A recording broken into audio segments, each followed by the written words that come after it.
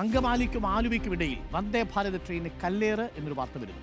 ഇന്നലെ രാത്രിയുണ്ടായ കല്ലേറിൽ ഗ്ലാസിന് കേടുപാട് സംഭവിച്ചു. റെയിൽവേ പോലീസ് അന്വേഷണം തുടങ്ങി. ആദിൽ പാലോടുണ്ട് കൂടുതൽ വിവരങ്ങളുമായി.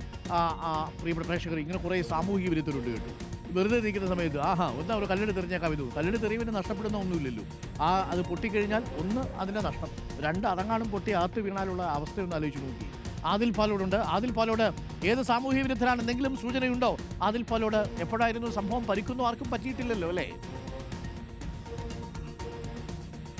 ഇല്ല, ആർക്കും പരിക്കൊന്നും പറ്റിയതായി വിവരമില്ല അരുൺകുമാർ. ഇന്നലെ രാത്രിയാണ് ഇത് സംബന്ധിച്ചുള്ള കോൾ പോലീസ് സ്റ്റേഷനിലേക്ക് എത്തുന്നത്. അങ്കമാലി പോലീസ് ഇത് സ്ഥിരീകരിക്കുന്നുമുണ്ട്.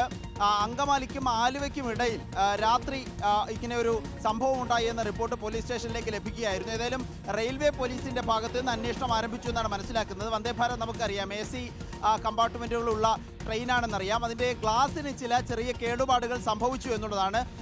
പല ഭാഗത്തും ഇത്തരത്തിൽ സാമൂഹ്യ വിരുദ്ധർ ഓടുന്ന ട്രെയിനിലേക്ക് കല്ലെറിയുന്നത് പതിവാണ്. പല സമയത്തും അങ്ങനെ സാമൂഹ്യ വിരുദ്ധരുടെ ശല്യം ഉണ്ടാവാറുണ്ട്. ഇന്നലെയാണ് അങ്കമാലിക്കും ആലുവയ്ക്കും ഇടയിൽ വെച്ച് ഇങ്ങനെ ഒരു സംഭവം ഉണ്ടായതായി പോലീസും റെയിൽവേ പോലീസും സ്ഥിരീകരിക്കുന്നത്.